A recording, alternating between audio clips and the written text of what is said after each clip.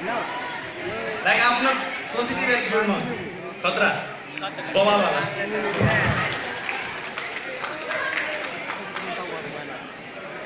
सर्वप्रथम त हजुरलाई म हार्दिक आभार तथा कृतज्ञता ज्ञापन गर्न चाहन्छु, किनकि हजुरले गरेको यो खेलकुदको क्षेत्रमा यो योगदान, यो देन हामी जस्ता सम्पूर्ण युवाले कहिले पनि बिर्सन सक्दैनौँ। हजुरले आज जहाँ नेपाललाई पुर्याउनु भएको छ, अहिले सम्पूर्ण नेपाली, सम्पूर्ण यी अहिले म जस्ता सम्पूर्ण युवाको मनमा एउटै कुरा छ, सन्दीप सन्दीप सन्दीप। आई थिङ्क सन्दीप मात्रै होइन, पुरै नेपाल क्रिकेटको नाम उहाँहरू नभएकोलाई सायद हाम्रो टिम राम्रो गएको थिएन होला र मेरो पनि नाम नआउँथ्यो। सम्पूर्ण त हुँदै हुनुहुन्छ, तर हजुरले विश्व जगतमा हामीलाई चिनाइसक्नु भएको छ, सम्पूर्ण युवाको ढुकढुकी बनिसक्नु भएको छ।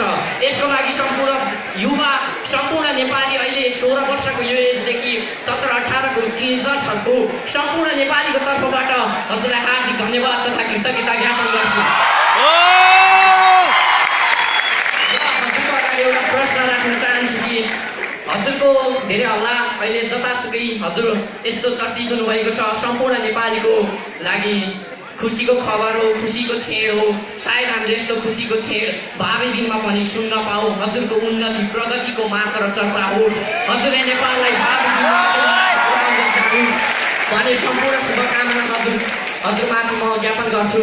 र हजुर सेन्जाली हो भन्ने धेरै हल्ला चलिरहेको छ र म पनि एउटा सेन्जाली हो, हजुर यो सेन्जाको एउटा बासिन्दा हो भन्ने हल्ला जतासुकै चलेको छ र हजुरको यो वास्तविकता म बुझ्न चाहन्छु।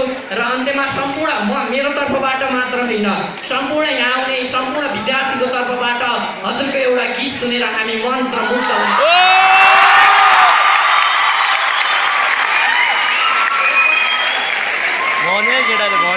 अरे मेरो साथी यार हाम्रो कहाँ पर्छ